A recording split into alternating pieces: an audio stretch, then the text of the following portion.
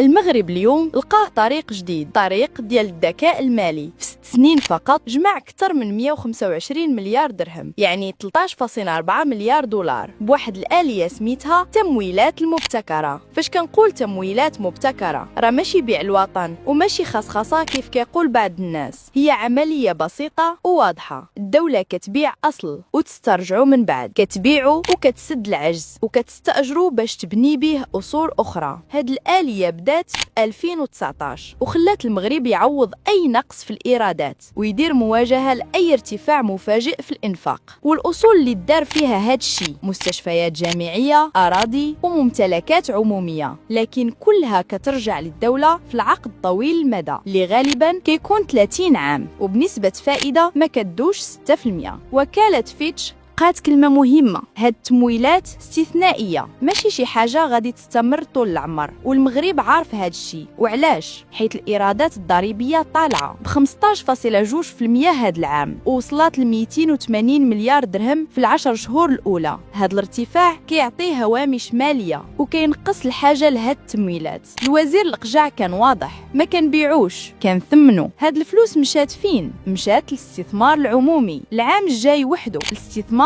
غادي يوصل 380 مليار درهم، والصحة والتعليم غادي يطلعوا ل 140 مليار درهم، باش نواكبوا الإصلاحات وباش نبنيو المغرب وباش نجاوبوا على الاحتجاجات وباش نزيدوا للقدام. اليوم المغرب كيتحول، كيبني ملاعب، مطارات، سكك حديدية، استعدادا لمونديال 2030 واستعدادا لمستقبل اقتصادي قوي. التمويلات المبتكرة كانت حل ذكي، مشروع مؤقت دازت منه البلاد بأمان ودما غادي نخرجوا منه بثقة. المغرب ماشي دولة اللي كتسالي بالعجز، المغرب دولة كتعرف كيفاش تدور أموالها وتخلي الاقتصاد ديالها واقف. وهذا هو السر: بلاد كتخطط، بلاد كتحسب، بلاد كتغير، بلاد ماشي غير كتقاوم، بلاد كترفع الراس وكتبني المستقبل بذكاء.